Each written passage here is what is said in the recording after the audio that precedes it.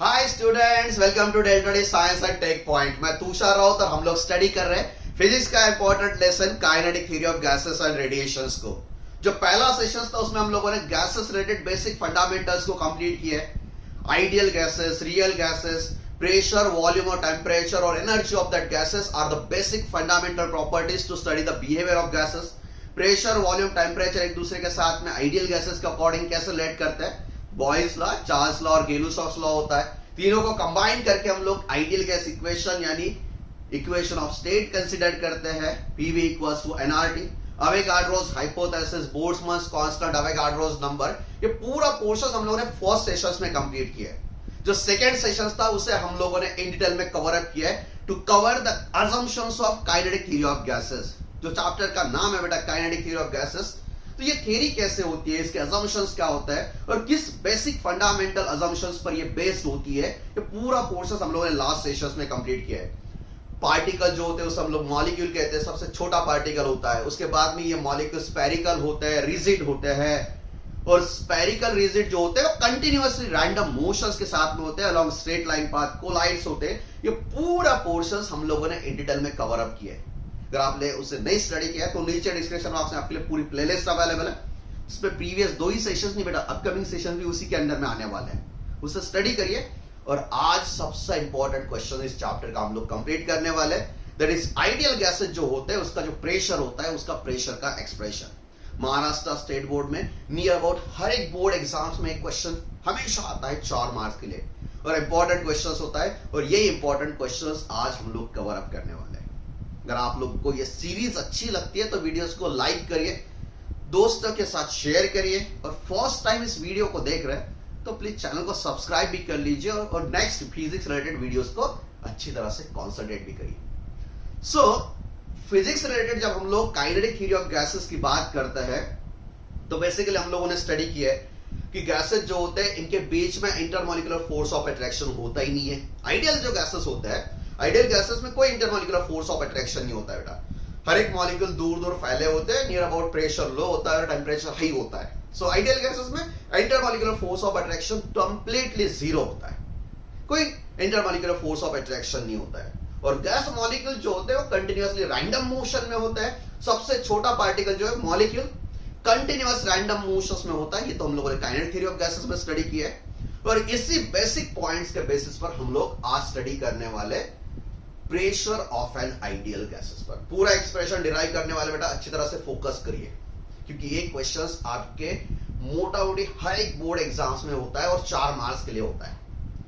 बहुत सारे स्टूडेंट तो इसे पेपर स्टार्ट करने के पहले ही लिख लेते हैं, क्योंकि ये questions near about Maharashtra set में हर बोर्ड एग्जाम में पूछता है। That is pressure of an ideal gases. So ideal gases pressure expression को स्टार्ट करने के पहले मैं 2 पॉइंट्स को क्लियर कर लेता हूं। जो वेक्टर क्वांटिटीज होती है बेटा, मान लीजिए कि एक वेक्टर क्वांटिटी है। सो ऐसी एक वेक्टर क्वांटिटी है, suppose this is vector quantity P है, और इस वेक्टर क्वांटिटी को अगर मैं रिजॉल्व करना चाहता हूं, मुझे ये ऐसे कोई तो भी इंक्लिनेशन के साथ में बनी हुई है, तो हम लोग जनरली क्या होता है कि x, y और z एक्सिस के अलोंग इसे रिजॉल्व कर लेते हैं। सो इसका अगर हम लोग एक कंपोनेंट कंसीडर करते हैं कि इसका x डायरेक्शन में px है, y डायरेक्शन है सपोज इसका एक y कंपोनेंट है py, और z डायरेक्शन में सपोज pz कंपोनेंट है। So this is my vector quantity p, जो कोई तो भी एक डायरेक्शन में है, और उसका जो कंपोनेंट है x डायरेक्शन में, मान लीजिए x जो स्टैंडर्ड कोऑर्डिनेट सिस्टम्स है, x हॉरिजॉन्टल, y और z। ये x, y और z जो होता है बेटा, ये स्टैंडर्ड कोऑर्डिनेट्स वाली ज्योमेट्रिकल सिस्टम्स है, और एक दूसरे के साथ में परपेंडिकुलर है। 2 एक्सिस एक ही प्लेन में होते हैं, और दूसरा एक्सिस, तीसरा एक्सिस जो होता है उस प्लेन को परपेंडिकुलर होता है। सो एक्स वाई जेड की अगर हम लोग बात करते हैं तो यहां पर जो ये वेक्टर होता है, तो ये वेक्टर क्या होता है, ये तीनों की अलजेब्रिक सम डायरेक्ट होता है क्या, px plus py plus pz? नहीं बेटा, ये जो है हमारे लिए कंपोनेंट्स है। क्या बेटा, ये कंपोनेंट्स। कंपोनेंट्स है तो डायरेक्ट एडिशंस नहीं हो सकती है, तो एडिशंस करने के लिए हम लोग क्या कहते हैं, ये रिजल्टेंट जो होता है दैट इज px, py और pz, ये तीनों का रिजल्टेंट होता है। और ये px, py और pz जो है ये कंपोनेंट है p वेक्टर्स के। सो p वेक्टर की अगर हम लोग बात करते हैं मैग्नीट्यूड पॉइंट ऑफ व्यू, तो सब वेक्टर एक दूसरे के साथ में परपेंडिकुलर है। x और y एक दूसरे के साथ में परपेंडिकुलर है, वाई जेड परपेंडिकुलर है, एक्स जेड ऑल्सो परपेंडिकुलर। और जब हम लोग कोसाइन थीटा की बात करते हैं वो कंपोनेंट के लिए, जब हम लोग बात करते हैं तो square root of P square plus Q square plus twice P Q cosine of theta, दो कंपोनेंट होते हैं। तो थीटा इक्वल्स टू अगर 90 डिग्री होता है, परपेंडिकुलर होता है, तो कोसाइन 90 की वैल्यू होती है 0। सो सीधा सीधा ये टर्म 0 हो जाती है और सीधा सीधा हम लोग स्क्वायर करके एडिशन कर लेते हैं, उसका स्क्वायर रूट लेते हैं। सो इसी को अगर हम लोग तीनों कंपोनेंट्स की बात करते हैं, तो अगर p की बात करना है तो that is P X square plus P Y square plus P Z square होता है, ये स्क्वायर रूट। और अगर हम लोग इस वेक्टर की बात करते हैं तो P square equals to P X square plus P Y square plus P Z square होता है। सो देखो बेटा, कोई अगर वेक्टर क्वांटिटी है और उसके तीन परपेंडिकुलर कंपोनेंट एक्स वाई और जेड होते हैं, तो उस तीनों कंपोनेंट्स की हम लोग डायरेक्ट एडिशन इक्वल्स टू वो कंपोनेंट नहीं होता है। जो तीनों कंपोनेंट होता है, हर एक कंपोनेंट का स्क्वायर और उसकी जो एडिशन होती है वो इक्वल होती है जो हमारा रिजल्टेंट होता है उसके स्क्वायर के साथ में। ये हमारे लिए इंपॉर्टेंट होता है। ओके, इस कंसेप्ट को मैं वेक्टर कंसेप्ट को यहां पर यूज करने वाला हूं। ओके, सो ये आपको हमेशा ध्यान रखना है बेटा, नहीं तो बहुत सारे स्टूडेंट कंफ्यूज हो जाते हैं। सर सीधा सीधा है कि ये पी है ना, तो एक्स वाई और जेड उसके कंपोनेंट है, तो सीधा सीधा एडिशन कर लीजिए बेटा। सो सीधा सीधा एडिशन करने के लिए ये स्केलर नहीं बेटा, ये एडिशन वेक्टर क्वांटिटी के हिसाब से होने वाली है। एक दूसरे का एंगल हमें पता होना चाहिए, 90 डिग्री है एक्स वाई जेड में, तो कोसाइन 90 के साथ में 0 होने वाला है, तो P square plus Q square plus दूसरी टर्म, तो तीनों की एडिशन हम लोग जेड एक्सिस में। अगर जेड एक्सिस नहीं है तो P X square plus P Y square, यही होता है आपके लिए बेटा। आप बोलेंगे सर गैसेस को पढ़ाइए, ये क्या हो रहा है वेक्टर्स, नहीं बेटा, इसे हम लोग अप्लाई करने वाले। ओके, चलिए अब स्टार्ट करते हैं हमारा एक्सप्रेशन। देखो बेटा, सबसे इंपॉर्टेंट एक्सप्रेशन है, 4 मार्क के लिए मोटा मोटी हर एक बोर्ड एग्जाम में पूछा जाता है, महाराष्ट्र स्टेट बोर्ड में। सो इसके लिए हम लोग पहले कुछ चीजों को बना लेते हैं, बैकग्राउंड बना लेते हैं, उस बैकग्राउंड के बाद में हम लोग इसे स्टडी करना चाहते हैं। सो मान लीजिए कि एक कंटेनर है, उस कंटेनर के अंदर में गैस को फील्ड किया है और आइडियल गैस है। ध्यान रखिए बेटा, गैस कैसा है बेटा, आइडियल गैस है। सो यहां पर मैं एक कंटेनर बना लेता हूं, क्यूबिकल कंटेनर कंसीडर करता हूं बेटा मैं। एक्सप्रेशन में कौन सा कंटेनर हम लोग यूज करने वाले हैं, cubical container. So this is cubical container.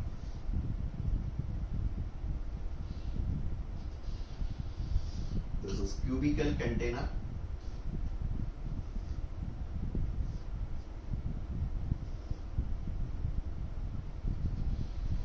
ये क्यूबिकल कंटेनर है।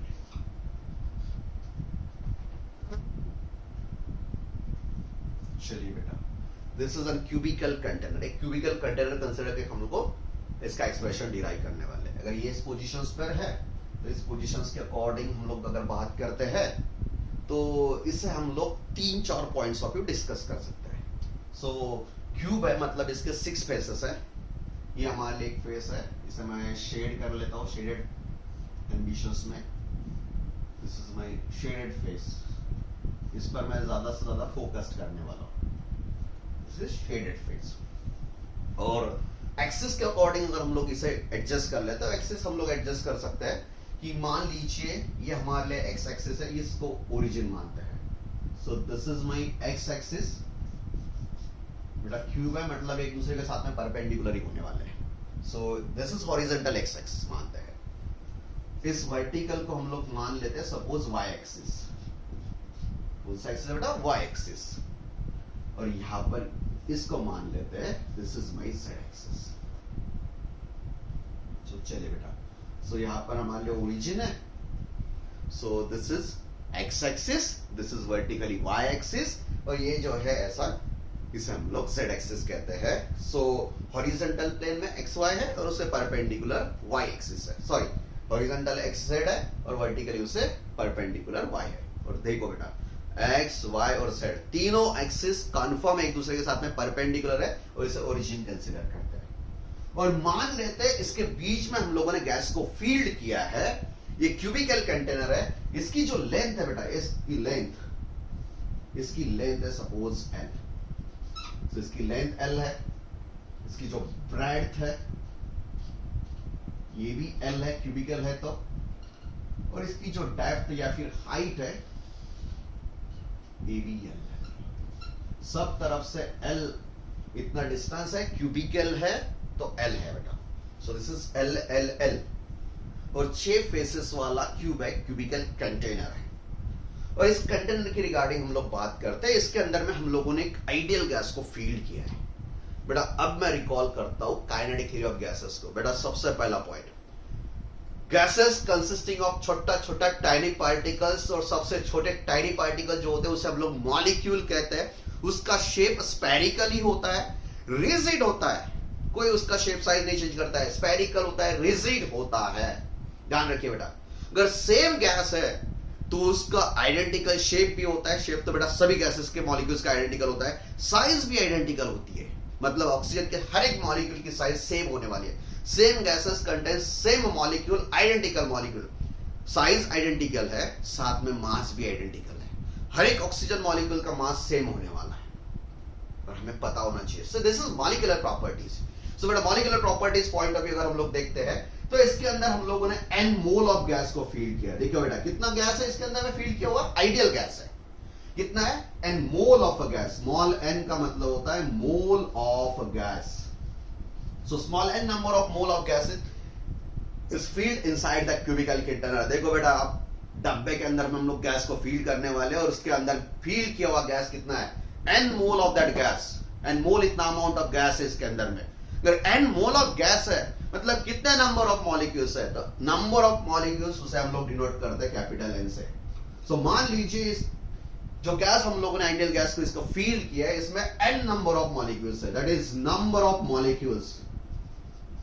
Molecules of a gas. देखिए बेटा जब भी हम लोग गैस की बात करने वाले पूरे एक्सप्रेशन में आइडियल गैस होने वाला है, which obeys Boyle's law, Charles law, Gay-Lussac's law. आपके दिमाग में पॉइंट क्लियर होना चाहिए। जब भी हम लोग आइडियल गैस की बात करते हैं कंफर्म तीनों लॉ उसने ओबे करने ही चाहिए, और 3 लॉ ओबे कर रहा है मतलब equation of state is valid for this ideal gases. Equation of state follow करने वाले गैसेस को हम लोग आइडियल गैसेस कहते हैं। So n is number of moles of that gases, capital N equals to number of molecules. किसके अंदर में 1 मिलियन मॉलिक्यूल, जितने मॉलिक्यूल्स है that is number of molecules. इसके बाद में ये जो कंटेनर है इसकी length, this is cubical container, length of cube या फिर sides of cube, length of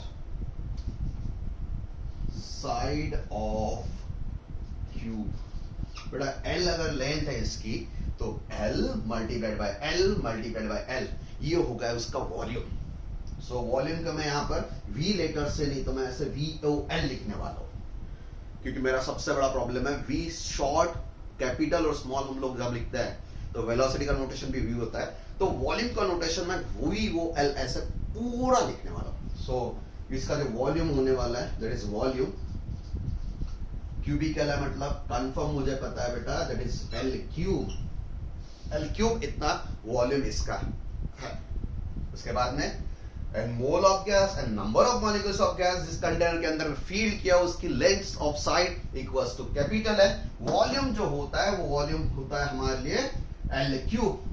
जो गैस फील्ड किया है बेटा कैसा है? Ideal gas. हर एक मॉलिक्यूल सेम साइज का है, सेम मास का है। तो कितना मास है बेटा?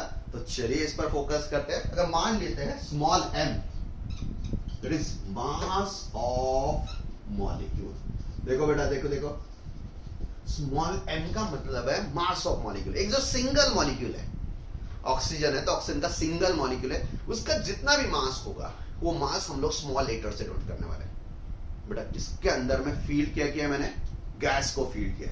गैस मतलब गैस के मॉलिक्यूल्स को हम लोगों ने फील किया है। गैस का मॉलिक्यूल जितना है, मान लीजिए n नंबर ऑफ मॉलिक्यूल है और हर एक मॉलिक्यूल का अगर मास स्मॉल m है, मान लीजिए इसके अंदर में 10 मॉलिक्यूल है और हर एक मॉलिक्यूल का मास 1 ग्राम है, तो गैस का मास कितना है बेटा? सो गैस मतलब वो 10 मॉलिक्यूल ही तो है बेटा। सो 10, एक मॉलिक्यूल जो है उसका मास अगर 10 ग्राम है तो 10 multiplied by 10 equals to 100 gram total gas का मास। सो कैपिटल M हम लोग डिनोट करने वाले total mass of gas. So that is capital M, total mass of gas, molecules. जिससे हम लोग अगर एक मॉलिक्यूल का मास अगर स्मॉल m है, इसके अंदर में हम लोगों ने n नंबर ऑफ मॉलिक्यूल्स को फील किया बेटा, तो ये दोनों का प्रोडक्ट ही तो टोटल मास होने वाला है। सो कितना है बेटा, कैपिटल M इक्वल्स टू, चलिए small m into number of molecules. एक मॉलिक्यूल का मास m, n number of molecule इसके अंदर में भर दिए है, सबका मास कितना है, जितने नंबर है उससे मल्टीप्लाई करो, सीधा simple mathematical calculation. So capital M यानी total mass of that gas equals to small m into n। तो इसके ऐसा यूनिट की अगर हम लोग बात करते हैं तो नंबर ऑफ मोल्स का ऐसा यूनिट तो बेटा मोल ही होता है, इसका यूनिट तो मोल होता है। नंबर्स का कोई यूनिट नहीं होता, सिंपल नंबर क्वांटिटी होती है। लेंथ को हम लोग मीटर ऐसा यूनिट पे कंसीडर करते हैं। वॉल्यूम जो होता है वो क्यूबिक मीटर में होता है। मास जो होता है उसे हम लोग केजी फॉर्मेट में लिखते हैं। मॉलिक्यूल गैस मॉलिक्यूल तो माइन्यूट होते हैं, तो उसे हम लोग केजी ऐसा यूनिट फॉर्मेट में कंसीडर कर सकते हैं। ओके, सो ये हमारे लिए बेसिक फंडामेंटल्स है बेटा।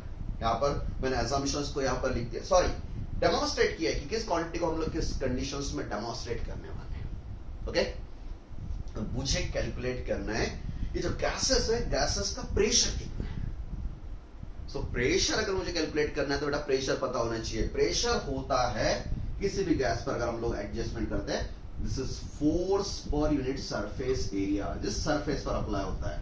मतलब मेरा मोटिव एक ही है, मुझे कैलकुलेट करना है फोर्स। मेरे पास फोर्स अगर होता है तो उससे एरिया से अगर मैं डिवाइड कर लेता हूं तो सीधा मुझे प्रेशर का इक्वेशन मिलने वाला है। सो मोटा मोटी मुझे फोर्स चाहिए, और जो फोर्स होता है तो न्यूटन साहब हमें बोल के गए बेटा, force equals to mass into acceleration second law के अकॉर्डिंग, या फिर rate of change of momentum. So मतलब मुझे एक तो मास एक्सेलरेशन चाहिए या फिर rate of change of momentum चाहिए for derive this equation. So ये मैंने हिंट दे दी बेटा आप लोग को कि क्या क्वांटिटीज मुझे एक्सपेक्टेड है टू डिराइव दिस एक्सप्रेशन। सो इतने क्वांटिटीज मुझे एक्सपेक्टेड है टू डिराइव दिस इक्वेशंस। सो बेटा कितने मॉलिक्यूल्स है, चलिए सो बेटा आप गैस कंटेनर के ऊपर चलते हैं। ये कंटेनर कैसे फील्ड हुआ है, सेम मॉलिक्यूल्स है बेटा आइडियल गैसेस के। तो इतना कितने मॉलिक्यूल्स है, नंबर ऑफ मॉलिक्यूल्स है। मान लीजिए ये मॉलिक्यूल यहाँ पर है, दूसरा है, तीसरा है, चौथा है, अब सब मॉलिक्यूल्स है। ये उसके मर्जी से घूमने वाला second random motions related assumptions kinetic theory हमें समझाती है बेटा गैसेस के मॉलिक्यूल्स के बीच में कोई इंटरमॉलिक्यूलर फोर्स ऑफ अट्रैक्शन है ही नहीं है। आइडियल गैसेस है तो कंफर्म उसके बीच में कोई इंटरमॉलिक्यूलर फोर्स ऑफ अट्रैक्शन ना बने। और मॉलिक्यूल कभी रेस्ट नहीं करता है बेटा, वो स्टूडेंट नहीं है, बच्चा नहीं है, इंसान नहीं है रेस्ट करना है, उसने रेस्ट करना सीखा ही नहीं है। The gas molecules are continuous in random motions, continuously move कर रहा है वो बेटा। और वो जो मोशंस होता है वो स्ट्रेट लाइन पाथ के अलॉन्ग मूव करता है। लास्ट सेशन में स्टडी किया है। और जिस डायरेक्शन में उसे एनर्जी अवेलेबल होती है उस पॉसिबल डायरेक्शन में उसका मोशन होता है। मतलब इसमें n नंबर ऑफ मॉलिक्यूल्स अगर है, so all n number of molecules are continuous in a random motions with all possible velocities in all possible directions. So मुझे अगर ये मॉलिक्यूल है तो मैं ऐसे नहीं बोल सकता हूं कि इस डायरेक्शन में मूव कर रहा है, इस डायरेक्शन में, ये तो कंटिन्यूअसली रैंडम मूव कर रहा है बेटा। और मोशंस कभी रुकने वाला नहीं है। ऑल मॉलिक्यूल्स, जितने n मॉलिक्यूल्स है, they are continuous in a random motions, और एक दूसरे के साथ में कोलाइड्स होने वाले, उसके साथ साथ में वॉल पर भी स्ट्राइक होने वाले।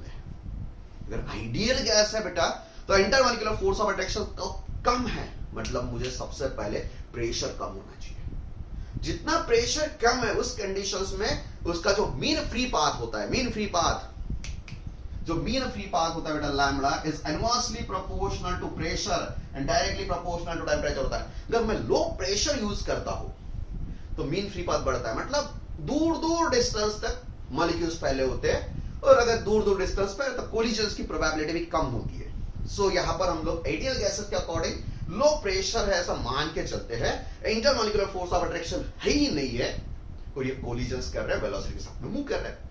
अगर लंबा मीन फ्री पाथ है तो ज्यादा से ज्यादा प्रोबेबिलिटी ये भी बन सकती है कि इसके बीच में कोई दूसरा मॉलिक्यूल नहीं आए और डायरेक्ट मॉलिक्यूल स्ट्राइक हो जाए वॉल्स पर, और वॉल्स पर स्ट्राइक हो रहा है मतलब वॉल्स पर हमें प्रेशर सुनना है। So my motive is to determine the pressure of that gas. ये गैस मॉलिक्यूल्स वॉल पर कितना प्रेशर एक्सर्ट करते हैं। So directly गैस मॉलिक्यूल्स हम लोग उस वॉल पर स्ट्राइक कर लेते हैं, और हम लोग निगलेक्ट करते हैं इंटर मॉलिक्यूलर कोलिजन। मॉलिक्यूल्स का कोलिजन क्यों निगलेक्ट करें बेटा, देखिए देखो आप बोलेंगे सर कल के डेट में तो आपने बढ़ाया था कि हर एक मॉलिक्यूल एक दूसरे के साथ में कोलाइड्स हो रहा है ऑल ऑफ द कंटेनर में। सो बेटा मैंने मीन फ्री पाथ को लंबा रखा है, लंबा रखने के लिए मैंने प्रेशर को रिड्यूस किया है। So ideally pressure ideal gas में अगर पहले रिड्यूस्ड होता है, उस प्रेशर की बात अगर हम लोग कहते हैं यहाँ पर आइडियल गैसेस में, सो हम लोग यहाँ पर निग्लेक्ट करते हैं collisions between intermolecular conditions. Intermolecular collisions को हम लोग निग्लेक्ट करते हैं और मानते हैं कि ये कोलाइड्स होकर डायरेक्टली, अगर मॉलिक्यूल्स में कोलाइड नहीं हो रहा है तो डायरेक्ट वॉल पर स्ट्राइक होने वाला है।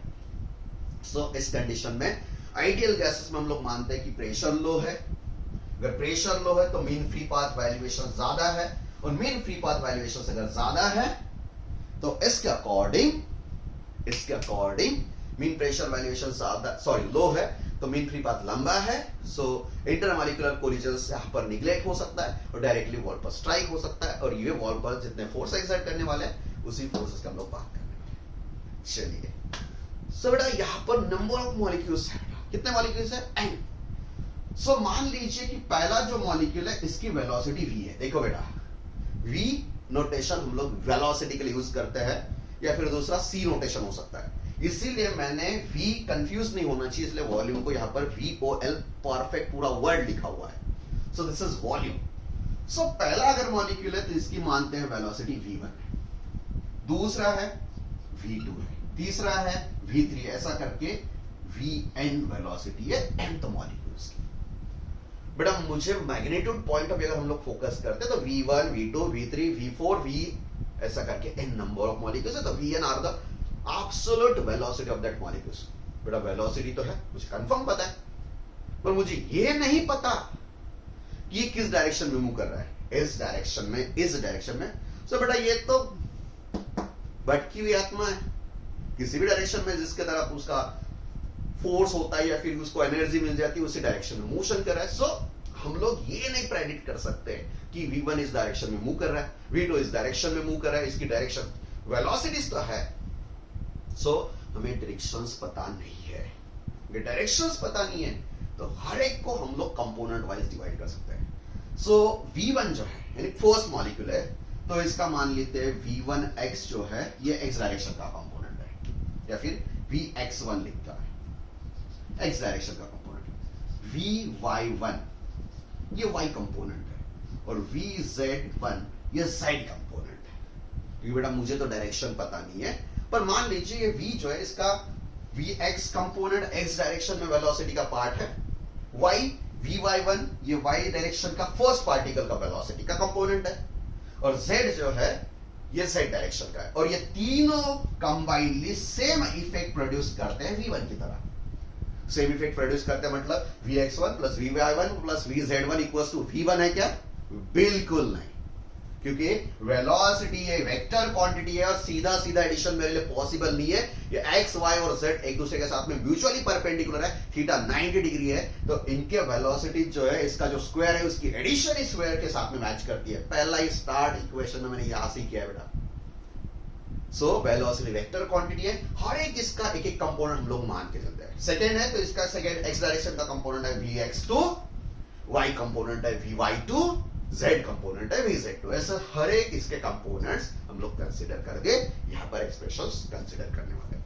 सो इतने सारे मॉलिक्यूल्स यहाँ पर अगर हम लोग दिखा देते हैं तो हमारा दिमाग खराब हो सकता है।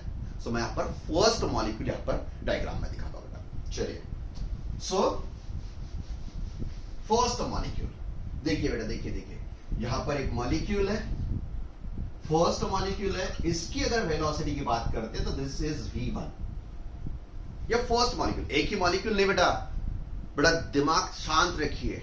इस कंटेनर के अंदर में आप बोलेंगे सर एक ही मॉलिक्यूल, बेटा इस कंटेनर के अंदर में n नंबर ऑफ मॉलिक्यूल्स मैंने फील्ड किए हैं। हर एक n नंबर ऑफ मॉलिक्यूल्स वाली बात अगर होती है तो हर एक मॉलिक्यूल की वेलोसिटी अलग है, हर एक मॉलिक्यूल की वेलोसिटी की डायरेक्शन भी अलग है, मुझे पता भी नहीं है, रैंडमली मूव कर रहे हैं।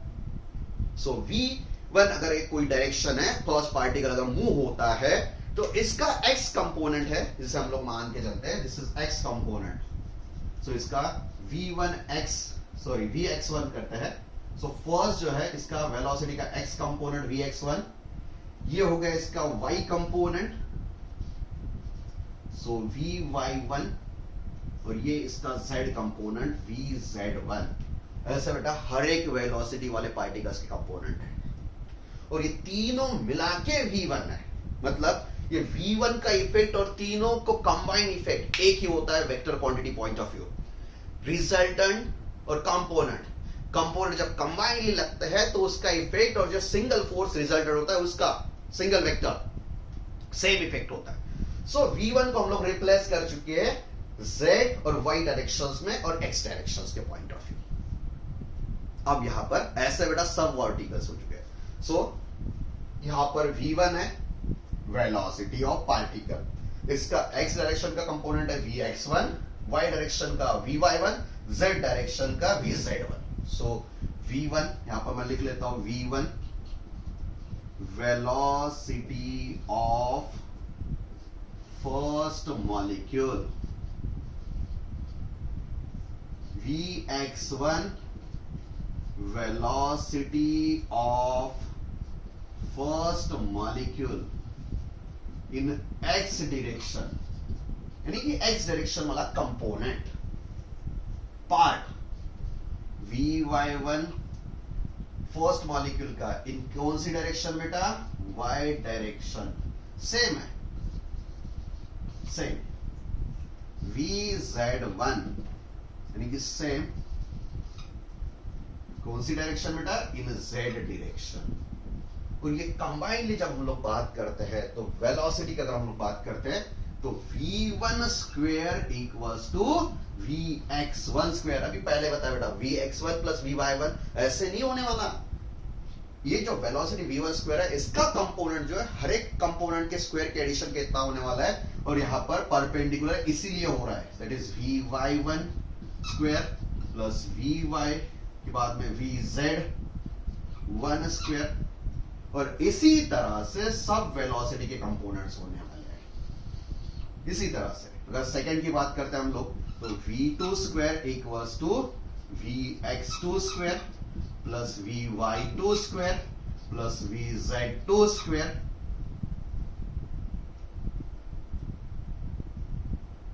इसी तरह से हम लोग यहां पर vn की अगर बात करते हैं तो vn स्क्वायर, सो vxn square plus vy nth molecule का वेलोसिटी का स्क्वायर, सो vz n स्क्वायर। इसी तरह से हम लोग इसको लिख सकते हैं। सो वेलोसिटी को ध्यान रखना है बेटा, वेलोसिटी जो है हर एक इसके एब्सोल्यूट जो वेलोसिटी है, एब्सोल्यूट वेलोसिटी का जो कंपोनेंट्स है इस तरह से हम लोग एडजस्ट कर सकते हैं।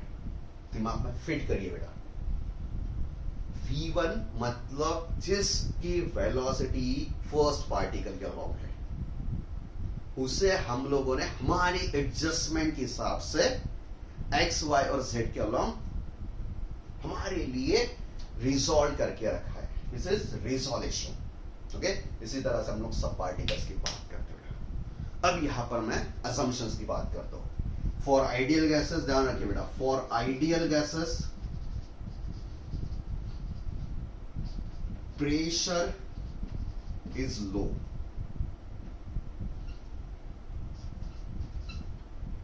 Lambda is high, so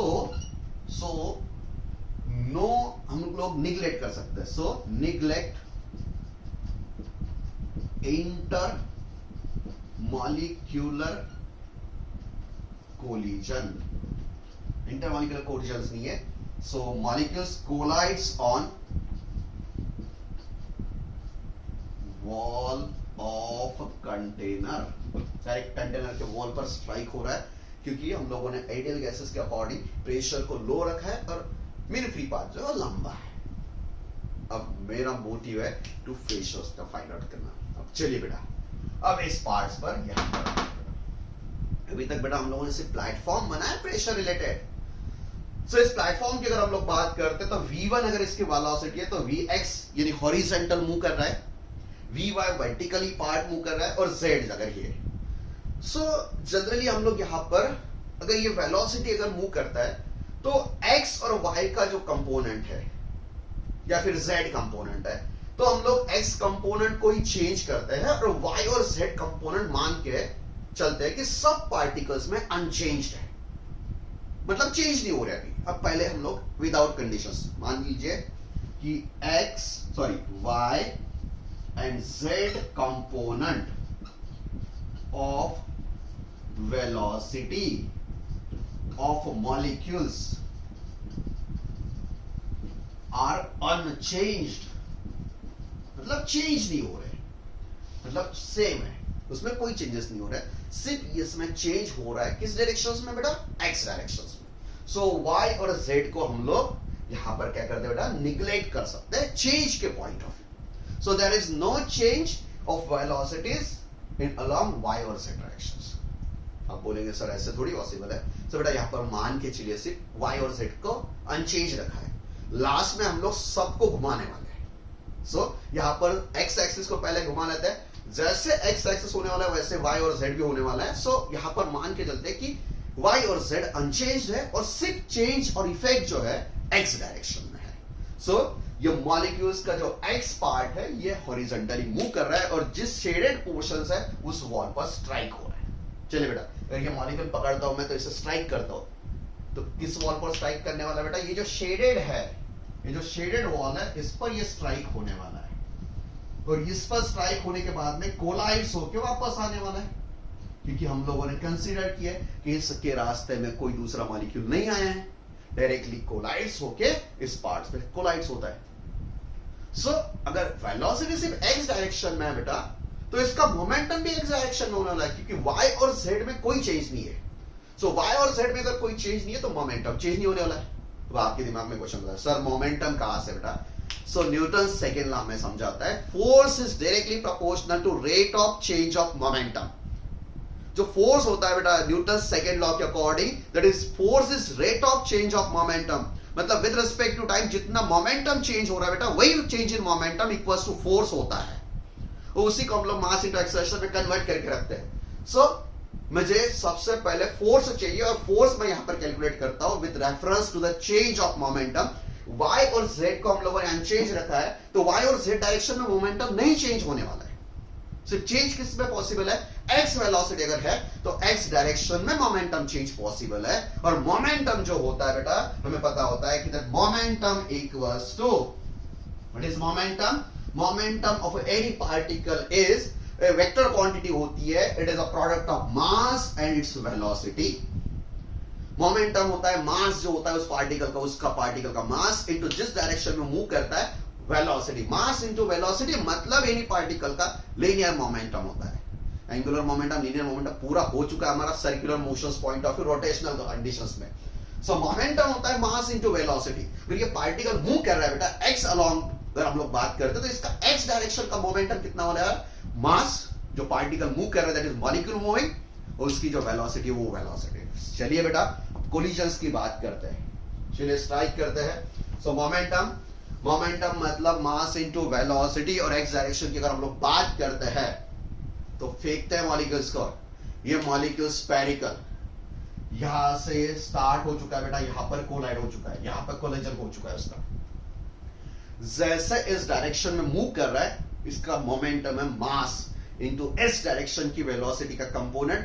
first particle की हम लोग बात करते तो mvx1, सेकेंड है तो mvx2, पर हम लोग पहले मॉलिक्यूल को कंसीडर करते हैं बेटा, बाकी सब मॉलिक्यूल इसके अंडर में आने वाले हैं। सो पहला अगर मॉलिक्यूल है अगर मूव कर रहा है इस डायरेक्शन में, दिस मूविंग, सो इसका मास है m, इसकी वेलोसिटी है vx, y और z अनचेंज है तो चेंज वाली कंडीशंस को हम लोग कंसीडर करते हैं। सो vx, so mass into velocity along x direction, mvx1, this is an momentum in this direction. उसके बाद में इस वॉल ने उसको पटक दिया बेटा, उसके सामने तो नहीं जाने वाला, इलास्टिकली कोलाइड्स हो चुका है, वापस आने वाला बेटा।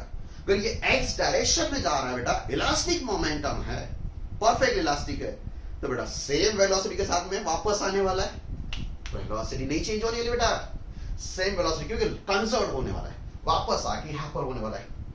मतलब दो कोलिजन्स के बीच में कितना डिस्टेंस ट्रैवल किया बेटा, देखो देखो, यहां से इसने स्टार्ट किया है यहां तक, उसके बाद में यहां तक है, मतलब दो कोलिजन्स के बीच में कितना डिस्टेंस ट्रैवल किया है, यहां से यहां तक l, वापस यहां तक, मतलब एल फॉरवर्ड मोशंस में, एल रिवर्स मोशंस में। सो ट्वाइस एल डिस्टेंस इसने ट्रैवल किया in between two successive collisions. दो सक्सेसिव कोलिजन्स के बीच में कितना डिस्टेंस, इस वॉल से इस वॉल तक, इस वॉल से वापस, क्योंकि दो वॉल्स पर ही इसका कोलिजन्स होने वाला है, बीच में तो कोई है ही नहीं बेटा, लो प्रेशर के कंडीशंस पॉइंट ऑफ। सो इसी को हम लोग मोमेंटम की बात करते हैं। सो चलिए, सो मोमेंटम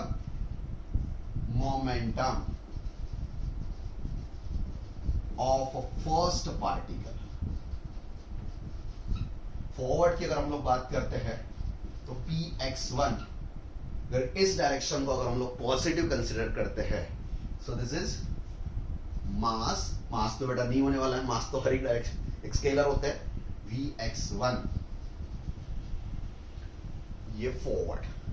रिवर्स टाइम इसने डायरेक्शन चेंज की बेटा, मतलब रिवर्स टाइम पर इसका मोमेंटम जो बेटा ये होने वाला है px1 और ये माइनस mvx1, मतलब जब इस डायरेक्शन में मूव कर रहा है तो mvx1 वापस आ रहा है, तो डायरेक्शन चेंज हो चुकी है, पार्टिकल वही है, मतलब मास तो कांस्टेंट है भाई साहब। इलास्टिक कोलिजन है, मतलब वेलोसिटी भी चेंज नहीं, जिस डायरेक्शन में स्ट्राइक होने वाला सेम डायरेक्शन वेलोसिटी के साथ में अपोजिट डायरेक्शन में ट्रैवल करने वाला है, और दोनों का अगर हम लोग डिफरेंस लेते हैं, so change in momentum, change in momentum, first particle की बात करेंगे बेटा हम लोग, change in momentum delta px1 equals to बेटा इससे माइनस करने वाले minus mvx1 minus mvx1, minus minus अगर हम लोग करते तो माइनस ट्वाइस mvx1, और इसके बाद में एक कंसर्ट अगर होता है रिटर्न में तो हम लोग इसे पॉजिटिव भी कंसीडर कर सकते हैं। पॉजिटिव नेगेटिव तो हमारी v है बेटा, इसको अगर हम लोग इस डायरेक्शन में पॉजिटिव कंसीडर करते हैं तो इस डायरेक्शन में नेगेटिव, सो कंसर्ट होके तो इतना ही है। सो एग्जैक्टली मेरा change in momentum first particle का हम लोग कंसीडर करते हैं तो पॉजिटिव कंसीडर करके हम लोग mvx1 कंसीडर कर सकते हैं। पहला पोर्शंस हमें चेंज इन मोमेंटम का कैलकुलेट करना है। सबसे पहले पहला पार्टिकल, एक पार्टिकल जो एक सिंगल पार्टिकल है, उसको हम लोगों ने वेलोसिटी पॉइंट ऑफ व्यू देख लिया है। एक्स डायरेक्शन में इसका जो momentum of first particle along X ही है, वाई जेड में अनचेंज्ड है, सो अलोंग एक्स लिखते हैं, पार्टिकल अलोंग एक्स, तो इस डायरेक्शन में change in momentum, so change in momentum तो बेटा एक्स डायरेक्शन में इतना होने वाला है, so px1 equals to twice mvx1, so this is my change in momentum. बेटा पहला पार्टिकल का चेंज इन मोमेंटम तो मिल चुका है। अब क्या होता है, फोर्स का मतलब change in momentum divide by time, rate of change of momentum, so मुझे टाइम भी कैलकुलेट करना है बेटा, सो टाइम पर फोकस करते हैं बेटा। छोटे सा डेरिवेशंस हमें पता होता है, वेलोसिटी का मतलब होता है डिस्प्लेसमेंट डिवाइड बाय टाइम, या फिर स्पीड का मतलब होता है डिस्टेंस डिवाइड बाय टाइम। सो बेटा दो कोलिजन्स के बीच में कितना डिस्प्लेसमेंट हो चुका है, इधर देखिए, यहां से यहां तक L, यहां से यहां तक L, मतलब ट्वाइस L इतना डिस्टेंस उसने ट्रैवल किया है बिटवीन सक्सेसिव कोलिजन्स, और सक्सेसिव कोलिजन्स के बीच में इसका मोमेंटम इतना चेंज हो चुका है, दैट इज ट्वाइस mvx1, और कितना डिस्टेंस उसने ट्रैवल किया है बेटा, ट्वाइस L, कितना डिस्टेंस ट्रैवल किया है, ट्वाइस L डिस्टेंस ट्रैवल किया है, सो डिस्प्लेसमेंट हमारे लिए ट्वाइस L हो चुका है। टाइम ड्यूरेशन तो बेटा कोलिजन वाला टाइम ड्यूरेशन है, सो इसे हम लोग ऐसे लिख सकते हैं। सो vx1 की अगर हम लोग बात करते हैं, सो vx1 इक्वल्स टू कितना बेटा, कितना, सो दैट इज vx1 की अगर हम लोग बात करते हैं तो डिस्प्लेसमेंट कितना बेटा, displacement twice L divide by small t, सो अगर t को अगर हम लोग शिफ्ट करते हैं तो time for change in momentum, कितना टाइम लगता है बेटा, चेंज इन मोमेंटम, इतना मोमेंटम दो कोलिजन्स के बीच वाला है, दो कोलिजन्स में कितना टाइम लगा है बेटा, सो दैट टाइम अगर इसे हम लोग शिफ्ट करते हैं, so small t equals to twice L divided by vx1, पहला पार्टिकल। एक ही पार्टिकल हम लोग पोस्टमार्टम करने वाले हैं, सो पहला पार्टिकल बेटा दैट इज vlx1। अब मैं लिखता हूं force, so force of a first molecule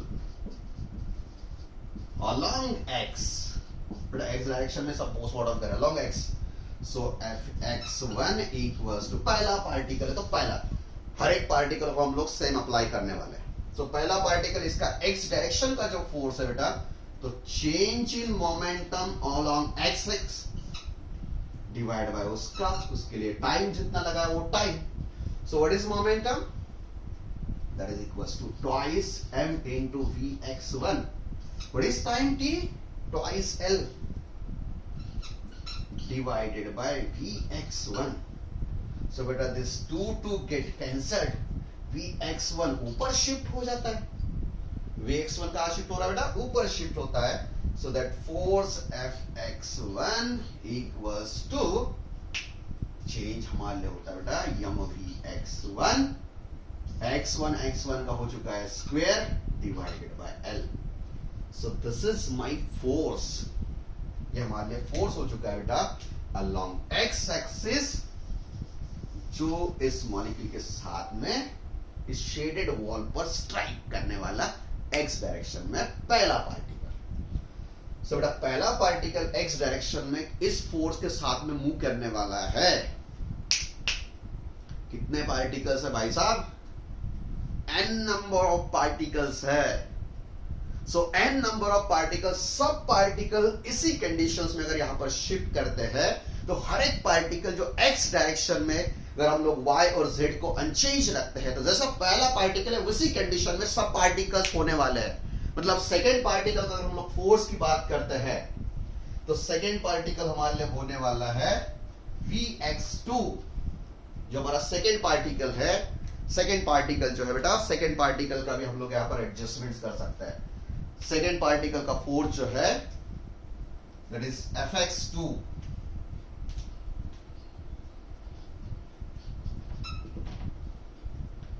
कितना होने वाला बेटा, जैसे same m into vx2 square divide bye l। Third particle का फोर्स की अगर हम लोग बात करते हैं तो fx3 mvx3 square divided by l। इसी तरह से fxn की अगर बात करते हैं तो mvxn square divided by l, और सब पार्टिकल्स मिलकर इसको स्ट्राइक करने वाले हैं बेटा। पहला पार्टिकल उसी के ऊपर, दूसरा पार्टिकल, सब पार्टिकल्स मिला के एक्स डायरेक्शन में इतना फोर्स उस पर स्ट्राइक करने वाला है, और टोटल फोर्स डिवाइडेड बाय इसका सरफेस एरिया, यही तो हमारे लिए प्रेशर होता है। प्रेशर कुछ नहीं होता बेटा, अगर हम लोग प्रेशर की बात करते हैं तो इस पर जितना फोर्स है दैट फोर्स, और जिस एरिया पर हम लोग इस फोर्स को अप्लाई कर रहे हैं उतना एरिया, फोर्स डिवाइड बाय उसका एरिया जिस पर हम लोग इसे अप्लाई कर रहे हैं, उसी को तो हम लोग प्रेशर कहते हैं। सो प्रेशर्स की अगर बात करनी है तो एफएक्स की अगर बात करनी है तो टोटल एफएक्स को अगर हम लोग एडजस्ट कर लेते हैं तो उस एफएक्स कंडीशंस में हम लोग कंप्लीट प्रेशर्स की बात कर सकते हैं। तो मेरा मोटिव है to determine the pressures along X axis. या फिर फोर्सेस की अगर बात कर रहे हैं हम लोग तो टोटल फोर्सेस को हम लोगों ने यहां पर कैलकुलेट कर दिया बेटा। First force mvx1 square divide bye l, second जो है mvx डिवाइड बाय l, और सब फोर्सेस को अगर हम लोग एडजस्ट करते हैं टोटल एक्स डायरेक्शन वाला फोर्स, तो बेटा तो बोर्ड खत्म हो चुका है, तो मुझे इसको रफ करना पड़ेगा। क्या कर देंगे बेटा, n नंबर ऑफ मोल्स होता है, इसे याद रखना है। सो इसे मैं रफ कर देता हूं। अगर आपको लगता है कि पहले स्क्रीनशॉट लेना है तो स्क्रीनशॉट ले लीजिए। ये बड़ा एक्सप्रेशन बेटा। अब मैं सेकेंड वाला जो पोर्शन है यहाँ पर रेड पेन से लिखता हूँ, इसके बाद में यहाँ पर आप भी बोलेंगे सर यहाँ से स्टार्ट हो चुका ये, उसके बाद में ये, इसके बाद में ये, क्या लिखने की स्टाइल है। तो बेटा मेरी स्टाइल ऐसी है, मैं इस डायरेक्शन से स्टार्ट करता हूँ। इस डायरेक्शन से बेटा इस डायरेक्शन में होता है, आदमी छुप जाता है यहाँ पर। चलिए सो मैं इसको यहाँ से ऐसे बिठा लेता हूँ, क्योंकि ये नोटेशन ही बेटा, नोटेशन तो सबको पता होता है। सो एक्स डायरेक्शन वाला टोटल फोर्स की अगर बात करते हैं, so total force along x, flux की अगर बात करते हैं हम लोग तो सबके एडिशंस करेंगे बेटा। सबके एडिशंस में m तो कॉमन है, l कॉमन है, सो दिस इज m। छोटा है बेटा, छोटा m, छोटा m मतलब मॉलिक्यूल का मास है, एक मॉलिक्यूल्स की बात हो रही है, m डिवाइड बाय l, क्या बेटा m डिवाइड बाय l। इसके बाद में Vx1 square plus Vx2 square Vxn square, ये हमारे लिए फोर्स हो चुका है। हमारे लिए क्या हो चुका है बेटा? फोर्स। और x डायरेक्शन शेडेड पोर्शंस पर इतना अमाउंट ऑफ फोर्स अप्लाई अगर होता है तो प्रेशर्स हमारे लिए तो बहुत इजी चीज है बेटा। प्रेशर्स की कोई बात नहीं है, प्रेशर्स भी हम लोग यहाँ पर कैलकुलेट कर सकते हैं।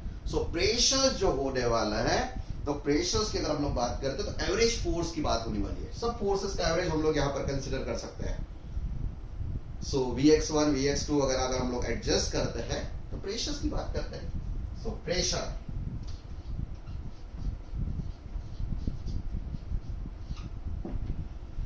Pressures P equals to force divide by area.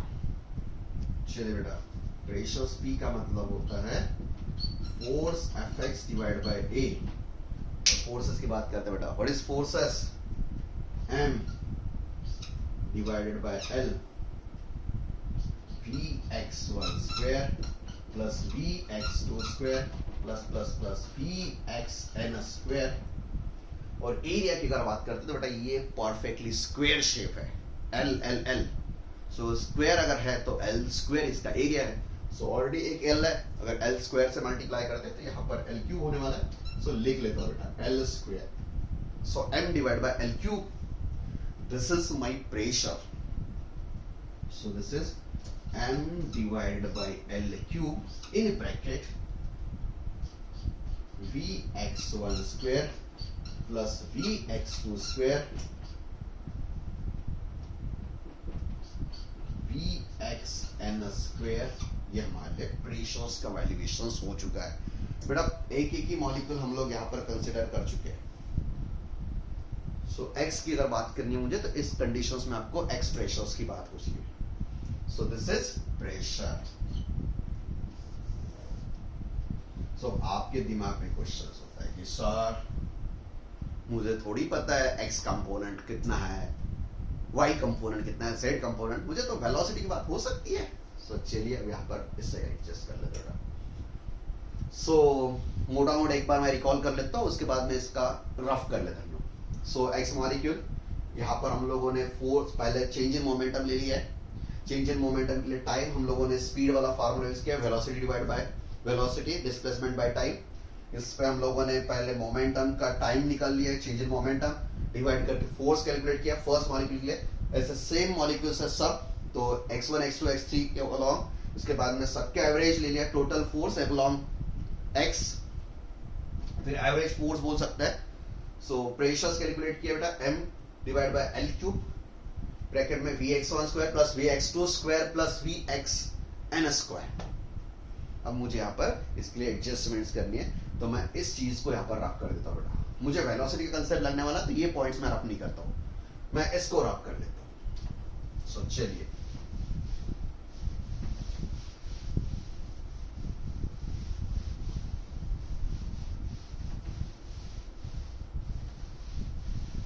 सो इसे रफ कर देते हैं। चलिए चलिए चलिए। सो एक्स वाई एक्सिस के अलोंग की अगर हम लोग बात करते हैं बेटा, तो मैंने लास्ट सेशन में आपको मीन स्क्वायर वेलोसिटी की बात की थी। अगर वेलोसिटीज है, मान लीजिए यहाँ पर Vx1 है प्लस Vx2 है प्लस प्लस प्लस Vxn है, और सबका अगर हम लोग स्क्वायर करते हैं और उसे जितने नंबर ऑफ मॉलिक्यूल्स है उससे अगर हम लोग डिवाइड करते हैं, तो इसे कहते हैं हम लोग मीन स्क्वायर वेलोसिटी। और ये मीन स्क्वायर वेलोसिटी का जो स्क्वायर रूट होता है उसे हम लोग आरएमएस वेलोसिटी कहते हैं। मतलब मीन स्क्वायर वेलोसिटी जो होती है ये आरएमएस वेलोसिटी का स्क्वायर होता है। क्या होता है बेटा? आरएमएस वेलोसिटी का स्क्वायर। सो ये होने वाला है Vx, x डायरेक्शन की आरएमएस वेलोसिटी है, इसका जो स्क्वायर है ये होने वाला है। सो बेटा इस n को अगर हम लोग शिफ्ट करते हैं तो हम लोग देखिए देखिए देखिए Vx1 square plus Vx2 square plus plus plus Vxn square, इसे हम लोग लिख सकते हैं, इस n को अगर शिफ्ट करते हैं तो total n into Vx RMS square. मैं यहां पर RMS ऐसे लिखता हूं बेटा, RMS स्क्वायर। सो इसके जो आरएमएस वेलोसिटी का एक्स कंपोनेंट है उसका जो स्क्वायर है उसे हम लोग एन से अगर मल्टीप्लाई करते तो इस टर्म को हम लोग रिप्लेसमेंट दे सकते हैं। सो चलिए बेटा इस प्रेशर्स को अगर हम लोग यहां पर रिप्लेसमेंट दे सकते हैं बेटा। अब मैं पहले पॉइंट पर आता हूं। भाई साहब आपने y और z कंपोनेंट्स को अनचेंज रखा है, ऐसा तो नहीं पॉसिबल। पॉसिबिलिटी से सब डायरेक्शन में मूव कर सकता है। सो मुझे पता नहीं बेटा कि एग्जैक्टली x डायरेक्शन में कितना कंपोनेंट हो सकता है, y डायरेक्शन में कितना हो सकता है, z डायरेक्शन में कितना हो सकता है। सो x y z मुझे पता नहीं है कि भाई 45% इधर है 20% इधर है तो इतना रिमेनिंग इतना है। ऐसा डिस्ट्रीब्यूशन मुझे किसी का पता नहीं है, ना फर्स्ट मॉलिक्यूल का है, ना सेकंड मॉलिक्यूल, ना किसी मॉलिक्यूल का पता है। सो किसी मॉलिक्यूल का अगर मुझे डिस्ट्रीब्यूशन ही पता नहीं किस डायरेक्शन में वेलोसिटी के साथ में मूव कर रहा है तो हम लोग मान के चलते हैं सब तरफ समान है, सब एक ही है। मान लीजिए कि 1/3 इधर शिफ्ट हो रही है x अलोंग 1/3 कंपोनेंट है, y अलोंग 1/3 है और z अलोंग 1/3 है। किसी को कोई प्रॉब्लम नहीं, सब इक्वली डिस्ट्रीब्यूट कर चुके हैं हम लोग। अगर इक्वली डिस्ट्रीब्यूशन होता है बेटा तो इसे हम लोग ऐसे लिख सकते हैं vx1 2 vy1 2 vz1 2। सो हर एक कंपोनेंट तीनों डायरेक्शंस में इक्वली डिस्ट्रीब्यूटेड है। सो अगर v1 स्क्वायर की अगर बात करते हैं हम लोग तो x1 xy1 और z1 सब अगर एक जैसे है तो ये इसका 1/3 है x कंपोनेंट का स्क्वायर, y कंपोनेंट का स्क्वायर भी 1/3 ही है और z कंपोनेंट भी 1/3 हम लोग कंसीडर करते हैं, क्योंकि मुझे पता ही नहीं है x के अलोंग कितना जा रहा है, y के अलोंग कितना जा रहा है, z के अलोंग। सो हम लोग मान के चलते हैं कि सब डायरेक्शंस में इक्वली अगर डिस्ट्रीब्यूट होता है तो हम लोग इसे ऐसे लिख सकते हैं कि vx स्क्वायर डिवाइडेड बाय 3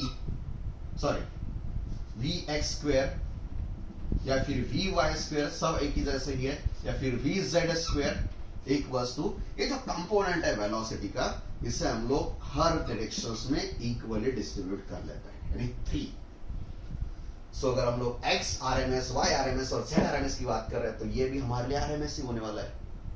कैसे बेटा? हम लोग बेटा मुझे नहीं पता है x कितना है, y कितना है, z कितना है, तो हम लोग नहीं पता है तो इसको ज्यादा इसको कम ऐसे नहीं कर सकते, सबको इक्वल डिस्ट्रीब्यूट कर लेते हैं। सो 1/3 हो चुका है, x डायरेक्शन का कंपोनेंट 1/3, y का टोटल का 1/3 और z का 1/3 वेलोसिटी स्क्वायर के साथ में। सो इसी को हम लोग vx RMS को हम लोग v टोटल RMS से हाफ लिख सकते हैं, 1/3 लिख सकते हैं।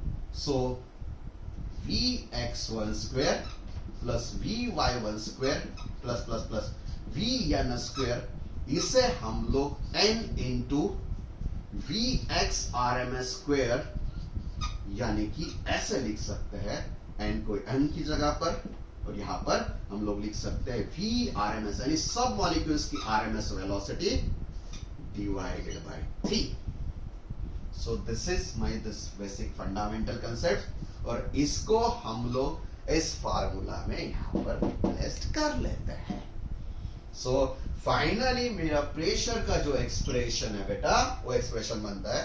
सो this is my small m का मतलब एक मॉलिक्यूल का मास, यहां पर कैपिटल N इसकी वेलोसिटी बेटा इसको हम लोग RMS वेलोसिटी कहते हैं, RMS वेलोसिटी का स्क्वायर डिवाइडेड बाय यहां पर 3 है तो 3 और L3।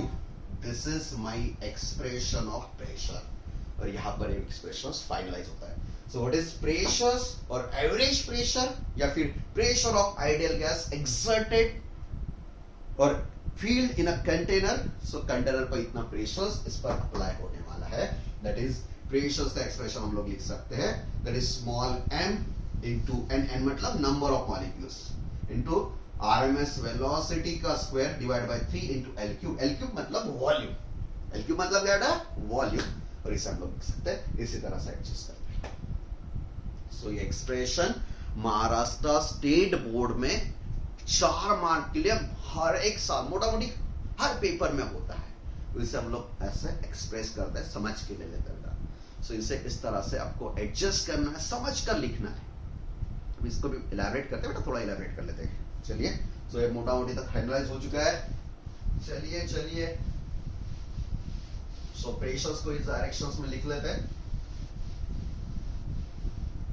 सो मेरा फाइनल प्रेशर्स का एक्सप्रेशन यहां पर फाइनलाइज होता है बेटा। प्रेशर्स पहला expression small m into n into VRMS square divided by 3 into L cube. This L cube equals to volume. बेटा V कंफ्यूज कर लेता है, इसलिए मैं V को ऐसे लिखता हूँ. So बेटा पहली बात, एक मॉलिक्यूल का मास स्मॉल m है, n नंबर ऑफ मॉलिक्यूल्स का n into m है, और n नंबर का मतलब ही होता है टोटल मास. सो इसे हम लोग ऐसा लिख सकते हैं. सो टोटल मास इसे हम लोग कैपिटल से लिख सकते हैं into VRMS square divide by 3 L cube. L cube का मतलब वॉल्यूम. L क्यूब का मतलब वॉल्यूम. सो बेटा आप वॉल्यूम ही लिख लेते हैं सब जगह पर. L क्यूब को यहाँ पर निगलेक्ट कर लेते हैं. That is volume. That is volume. मैं पूरा वर्ड लिखता हूँ बेटा. That is volume. So this is my expression of pressure. चलिए बेटा अब थोड़ा और भी इलैबोरेट कर ही लेते हैं बेटा, कुछ टेंशन की बात नहीं है. मुझे सबसे पहले पता है मास डिवाइडेड बाय वॉल्यूम. इसे बेटा हम लोग कहते हैं density of that gas at that conditions. So mass divide by अगर वॉल्यूम है तो गैस का क्या है बेटा, डेंसिटी. इसे हम लोग ऐसे लिख सकते हैं density rho into VRMS square, RMS velocity divided by 3. ये भी हमारे लिए प्रेशर ही बनता है बेटा. सो दिस इज आल्सो प्रेशर. ये सब प्रेशर्स की बात है बेटा. This is my pressure. So RMS velocity point of view हम लोग इसे ऐसे एक्सप्रेस कर सकते हैं. ये एक्सप्रेशंस यूज करके हम लोग प्रेशर्स को कैलकुलेट करते हैं या फिर न्यूमेरिकल्स रिलेटेड सॉल्व करते हैं. सो मुझे इस न्यूमेरिकल्स की बाद कैलकुलेशंस करना है. So that calculations are calculated along this formulas. So pressures n into m VRMS square divided by 3 by volume. So m into n को हम लोग टोटल मास भी कंसीडर करते हैं. यहाँ पर लिख लेता हूँ मैं. So m equals to n into m total mass of that gas divided by 3 volume वाली conditions. Mass divide by volume को हम लोग डेंसिटी ऑफ दैट गैस कहते हैं. सो रो VRMS डिवाइड बाय 3. इसे हम लोग ऐसे भी इंटरप्रेट कर सकते हैं. और इसी तरह से हमारे लिए ये एक्सप्रेशन बनता है. महाराष्ट्र स्टेट बोर्ड में इससे 4 मार्क्स के लिए पूछते हैं. ओके चलिए. सो इस एक्सप्रेशंस को हम लोग यहाँ पर फाइनलाइज करते हैं. इसके बाद में सेकेंड जो टर्म है इसी एक्सप्रेशन के साथ में नेक्स्ट वीडियो स्टार्ट करेंगे बेटा, और RMS वेलोसिटी रिलेटेड कांसेप्ट्स को टेस्ट करने वाले हैं. सो this is an ideal gas. ध्यान रखिए बेटा, ये जो प्रेशर का एक्सप्रेशन है, ये प्रेशर का एक्सप्रेशन हमारे लिए आइडियल गैस है. इसके अंदर में फील्ड किया हुआ आइडियल गैस है, और आइडियल गैस का pressure exerted by the ideal gas on the wall of container. तो इसका ये प्रेशर से रिलेटेड हमारे फॉर्मूलाज होते हैं. एक बार मैं फटाफट रिकॉल कर लेता हूँ. सबसे पहले V1, V2, V3, Vn are the velocities. किस डायरेक्शन में? तो रैंडम डायरेक्शंस में. एक ही पार्टिकल को हम लोग क्या करते हैं x, y और z. Vx plus Vy plus Vz equals to V नहीं होता है. वेलोसिटी का स्क्वायर और उसकी एडिशन जो होती है उस रिजल्टेंट के अकॉर्डिंग उसका स्क्वायर होता है. सो इसके अलावा हम लोग करते हैं. उसके बाद में y और z को अनचेंज रखते हैं, और x डायरेक्शन का मोमेंटम पहला वाला मास इंटू Vx1 वापस आता है, तो m इंटू Vx1 दो की डायरेक्शन अलग है तो माइनस होता है. उसका चेंज ट्वाइस m Vx1 होता है. उसका टाइम यहां से यहाँ तक l और यहां से यहाँ तक l, मतलब ट्वाइस l डिस्टेंस उसने ट्रैवल किया है. Twice l divide by time t. उसके अकॉर्डिंग हम लोग वेलोसिटी के फार्मूला के हिसाब से उसे एडजस्ट कर लेते हैं. Change of momentum divide by time, उसे हम लोग फोर्स कंसीडर करते हैं. पहला इसका फोर्स होता है, उसी के अलग हम लोग हर एक पार्टिकल का फोर्स करते हैं. उसके बाद में सबको ऐड करके यहाँ पर x डायरेक्शन वाला फोर्स एडजस्ट करते हैं. उस फोर्स को एरिया से डिवाइड करते हैं, l स्क्वायर होता है, उसे हम लोग एडजस्ट करते हैं. Vx1 Vx2 ऐसे, इससे हम लोग वेलोसिटी फार्मूला में ऐसे एडजस्ट कर लेते हैं RMS वेलोसिटी के पॉइंट ऑफ व्यू, और RMS वेलोसिटी की एक्सप्रेशन से उसे 1/3 सब तरफ से डिवाइड कर लेते हैं और 1/3 बना लेते हैं. सो हमारे लिए प्रेशर से एक्सप्रेशन बनता है ये बेटा. इसी एक्सप्रेशंस के साथ में नेक्स्ट वीडियो कंटिन्यू होने वाला है. मुझे कैलकुलेशन में इंटरेस्ट है इस RMS वेलोसिटी. अब नेक्स्ट सेशन में हम लोग RMS वेलोसिटी को इन डिटेल में वर्क करने वाले हैं. सो बेटा सब काइनेटिक थ्योरी ऑफ गैसेस पढ़ते हैं, और ये एक्सप्रेशन अगर आप लोग छोड़ते हो और स्टेट बोर्ड एग्जाम अपीयर करते हो बेटा, तो सबसे बड़ा नुकसान हो जाता है. क्योंकि ये क्वेश्चंस अगर सेट होता है 4 मार्क के लिए, तो बाकी क्वेश्चंस 2 या 3 मार्क के लिए बचते हैं. सो ये सबसे इंपॉर्टेंट एक्सप्रेशन होता है. इसे अच्छी तरह से समझ के लेना, ये हमारे लिए बहुत इंपॉर्टेंट चीज है. मैं एक्सपेक्ट करता हूं कि आप लोग को एक्सप्रेशन समझ में आओगा. अगर नहीं समझ में आया तो बेटा कमेंट में कोई पॉइंट्स अगर समझ में नहीं आता है तो उसे लिखिए, जो नेक्स्ट आरएमएस वेलोसिटी वाला वीडियो होने वाला है उसमें हम लोग उस पॉइंट को भी क्लियर कर सकते हैं। सो नेक्स्ट सेशन में हम लोग आरएमएस वेलोसिटी, काइनेटिक एनर्जी, इस रिलेटेड कंसेप्ट्स को डिस्कस करेंगे। ओके, मैं एक्सपेक्ट करता हूँ कि काइनेटिक थ्योरी ऑफ गैसेस इसकी वीडियो लेक्चर सीरीज आपको अच्छी तरह से पसंद आ रही है और एक्सप्रेशंस भी समझ में आ रहे हैं। सो बेटा वीडियोस को लाइक करिए, आपके दोस्तों के साथ शेयर करिए। चैनल पे फर्स्ट टाइम विजिट कर रहे हैं तो चैनल को सब्सक्राइब करिए। और मैं अश्योर्ड करता हूँ फिजिक्स का पूरा सिलेबस इन डिटेल में इस चैनल पर कंप्लीट होने वाला है, चाहे वो जी मेंस हो या फिर सीडी पॉइंट ऑफ व्यू, पूरा सिलेबस इन डिटेल कवर होने ही वाला है। तो बेटा इस एक्सप्रेशन को अच्छी तरह से लिखिए, दो बार लिखिए और final board point of view से प्रिपरेशन पॉइंट ऑफ व्यू रखिए। Okay, thank you so much for watching this long video. मिलते हैं नेक्स्ट सेशंस में आरएमएस वेलोसिटी और इसी एक्सप्रेशंस को उस पर कंटिन्यू करने वाले हैं। Okay, thank you for watching this long video.